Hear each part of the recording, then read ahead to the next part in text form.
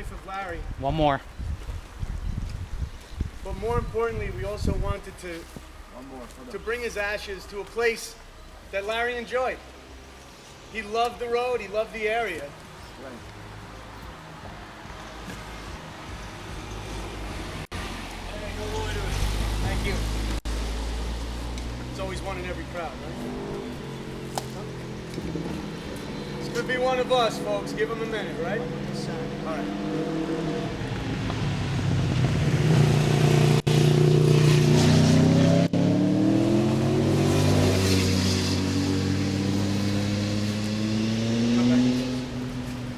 So, does everybody have one of the pamphlets that Deborah made up? I did get one. Anyone else that didn't get one?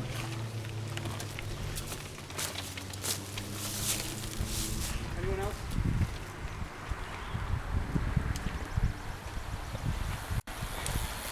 So, I apologize for talking so much. I kind of do that when I'm nervous. We're used to you, Glen. I could say something, to be honest. Yeah. I'm just going to read. I started a blog. When Larry immediately passed, I started writing letters to him. And it became a blog. People told me that my writing really helped them. And that it meant a lot to them, that I would give them so much information about what happened. So the name of the blog is letterstolarry.com, and I had a really hard time when I had the kids with the fact that Larry would not give up riding. But this explains why. I feel like I finally figured out why. When Larry was 13, his brother Frank, 17, died tragically while camping with friends. It left Larry deeply wounded and was a loss he grieved daily. He idolized Frank. When Larry and I met, I knew he rode motorcycles and I didn't mind. I even rode with him. After we got married, I would watch while he bought a motorcycle, rode it for a summer, and then sold it. There was always something he didn't like about it.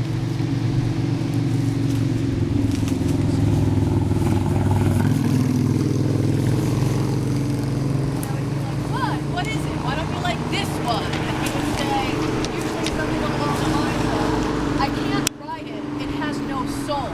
And I was like, what are you thinking about it has no soul? Finally, I said to him, what will end it? What is the dream bike? What bike do you need to be happy? What bike has a soul? And he said, a Ducati, but they're expensive. I said, can you get one for around 10 grand? Yeah.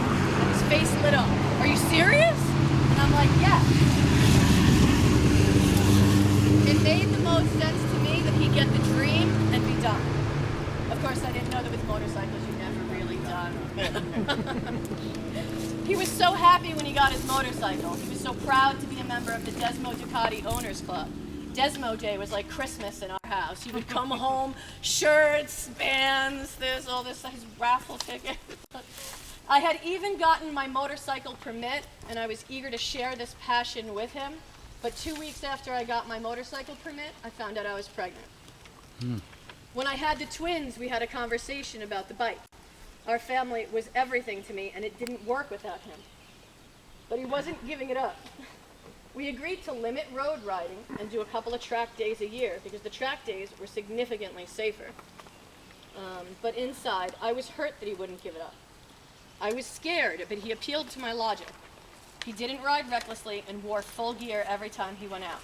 And I could see him banging on his chest plate, his knee pads, his helmet, and clunking around the house in the steel-toed boots. I honestly wasn't worried about him. I was worried about the other people on the road, the careless people with a ton of steel around. And it turns out logic had nothing to do with the accident that took his life. He was going less than 25 miles an hour when he came around a blind curve to see a car blocking the entire road while making an illegal U-turn. There was no way for him to avoid it. He was going less than 10 miles an hour when he hit the car. He was in full gear, there wasn't a scratch on him, and he's gone. Since his death, very quickly, he didn't suffer, because that's something that people ask me all the time. It was blunt force trauma. The bike crushed him against the car. His ribs cracked and severed his heart. So it was very quick, which is something I'm very grateful for. Since his death, I have read the messages and listened carefully to all of the things his fellow riders have said. I was surprised at the number of men that called him brother.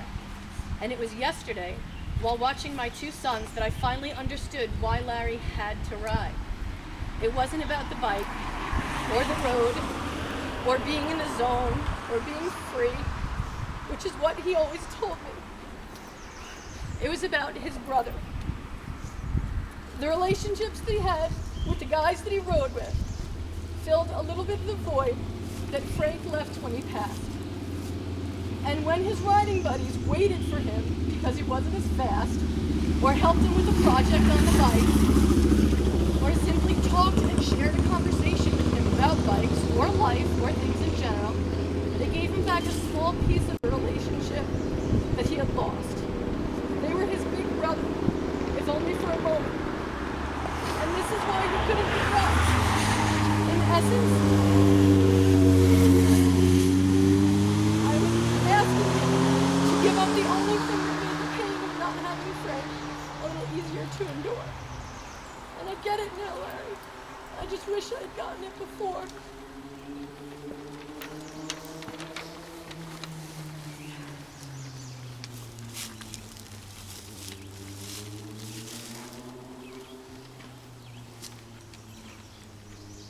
Why don't we'll reconvene on the other side here, and we're going to say a prayer, and we'll sprinkle Larry's ashes.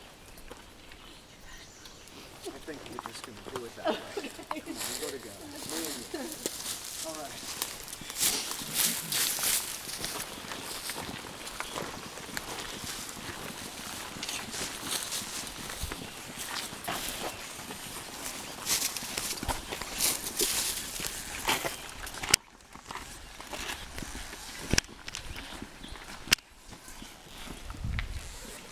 Come on across, folks. There's a lot of room in here. One of the things that a lot of the guys and gals that we ride with do when we're passing by, we got to pass by, we give Larry a quick toot. If we got a couple of minutes, we stop, come over, maybe say a word. Just keep him in your heart. Remember his life and his love and your friendship for him. And let's remember the friendship that we have with each other. This is not a special case. This is us. Every single one of us. Just want to take a quick moment of silence for Larry and thank you all again.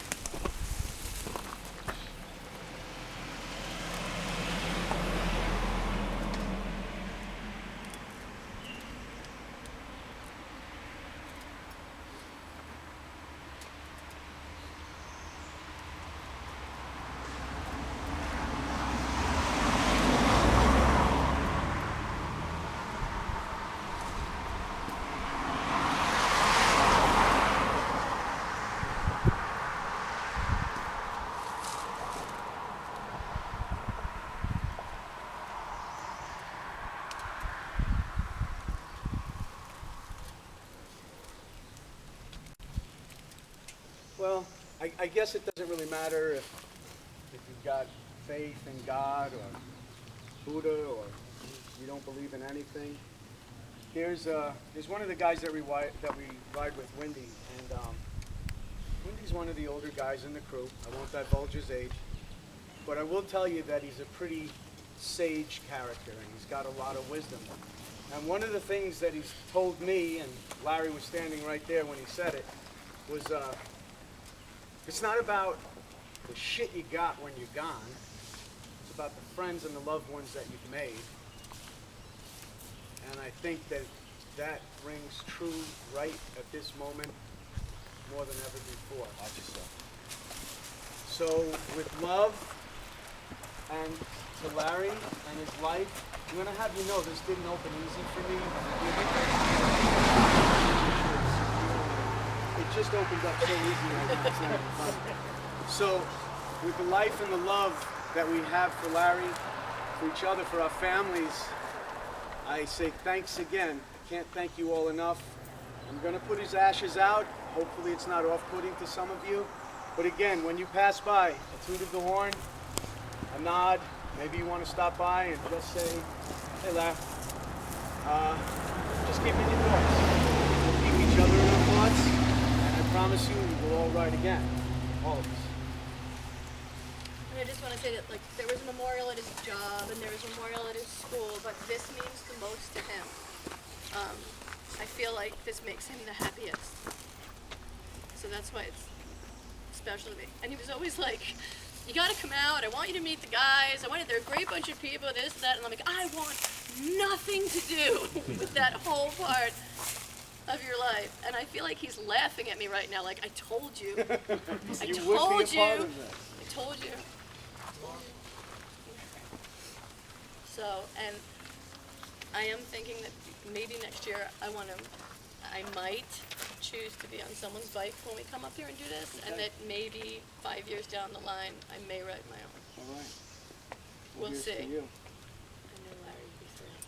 Well, we will see each other next year. It feels like it should be a Ducati Monster, is what he was trying to get me. He was like, yeah, you'd love it. Good choice.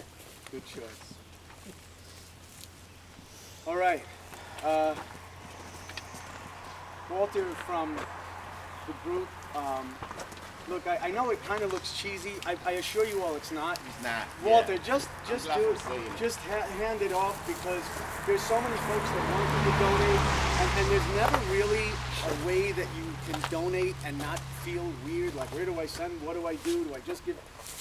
Hey, folks, for those that have donated, those that will, those that can't, look, thank you, and thank you for doing everything that you can, and just thanks for being here.